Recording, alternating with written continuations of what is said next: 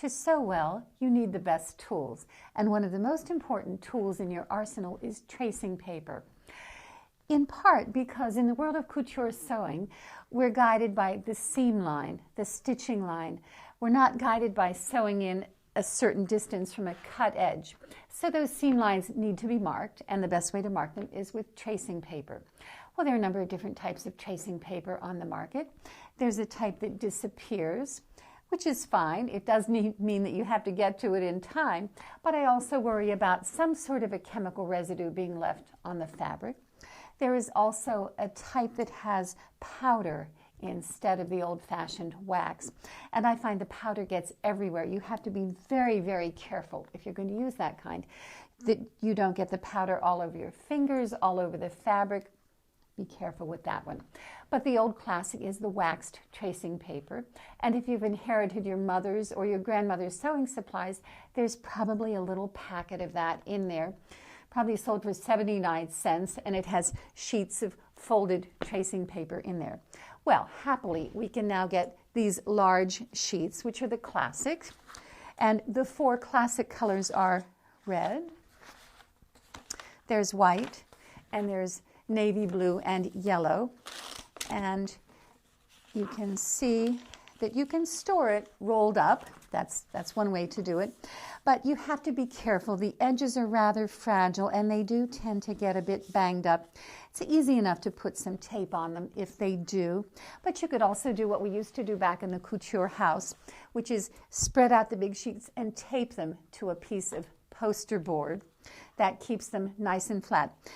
Because when they're rolled up, it's annoying to have to batten down the edges to keep them flat, but you don't want it to fold, because if it folds, the wax tends to come off on the folds, and also it's not flat when you use it, and you want it to be flat under whatever you're tracing.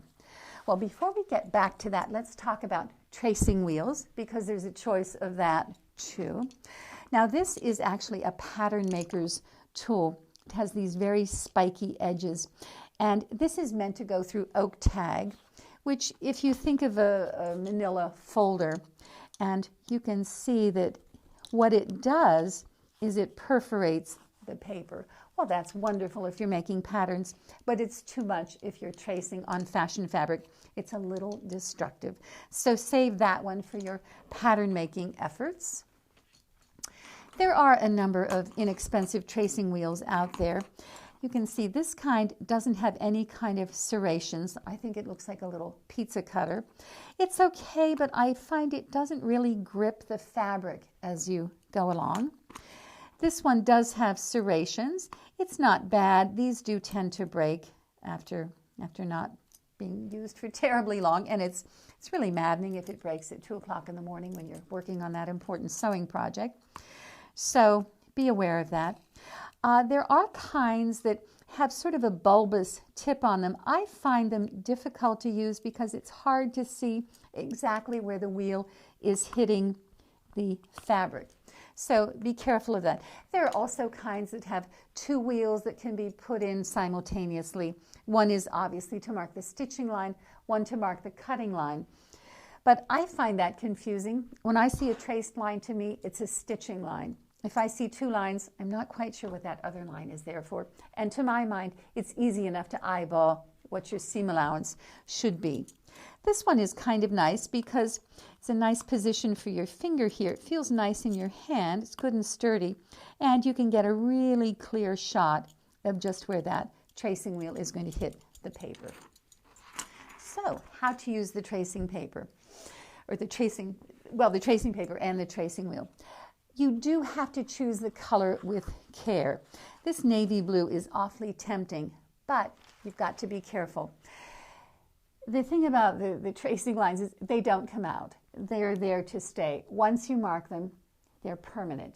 So while the navy blue would mark something easily, you'd see it awfully clearly on your underlining or your fashion fabric, it might show through to the other side.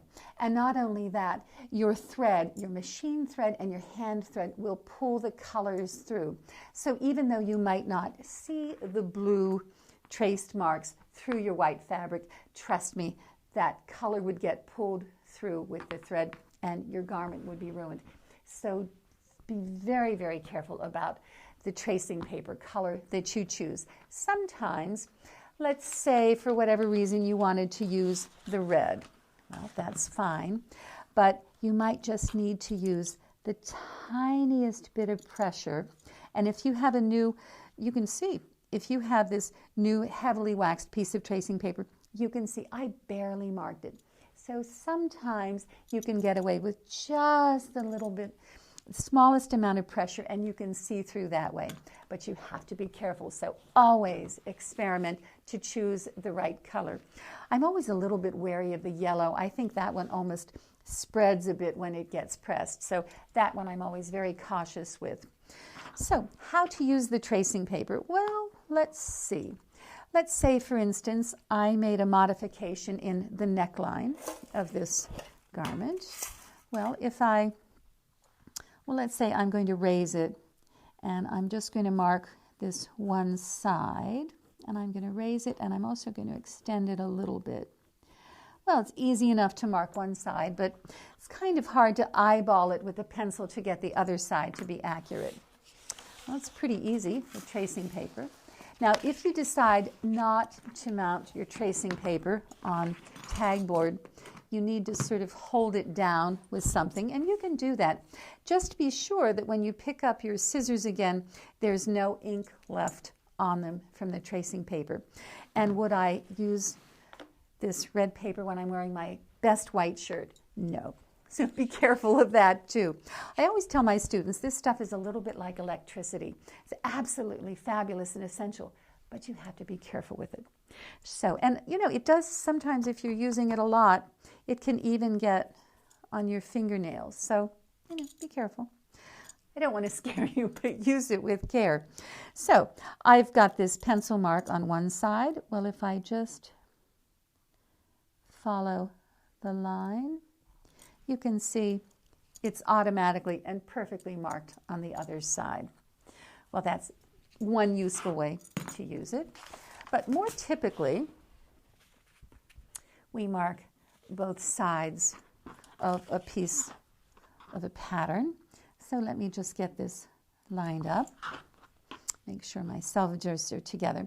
Now, there is the old method, and I'm going to use this really old piece of paper to show you, where you can sandwich this and you can trace.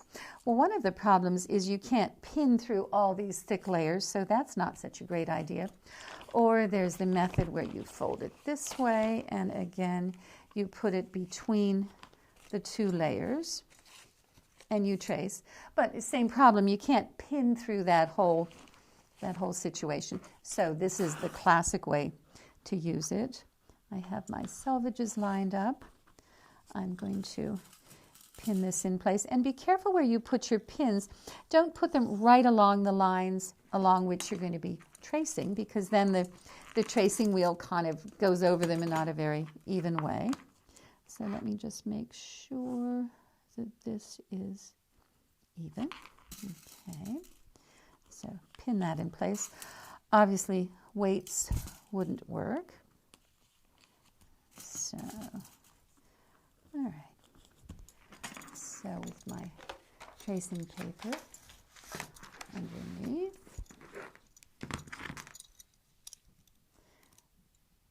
so carefully and accurately.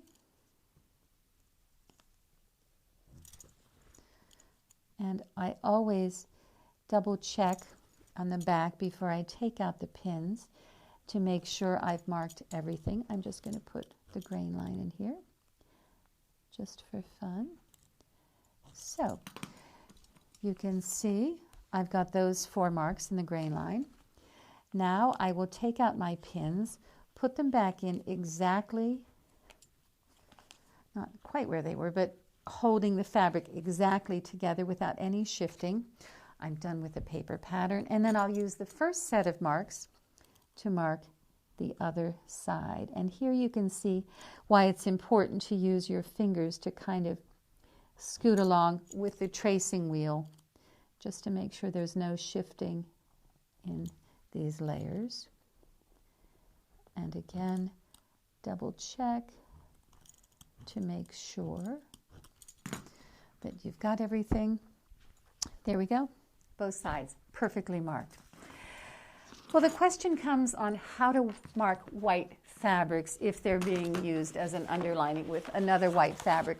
And you do have to be very, very careful. I've talked about color, and no, yellow isn't the answer. That one really shows through. Nothing worse than seeing a beautiful white garment and little traces of yellow tracing paper along the seam lines. So you have to mark white with white. And, you know, if you use a heavy hand on this one, you can kind of see it.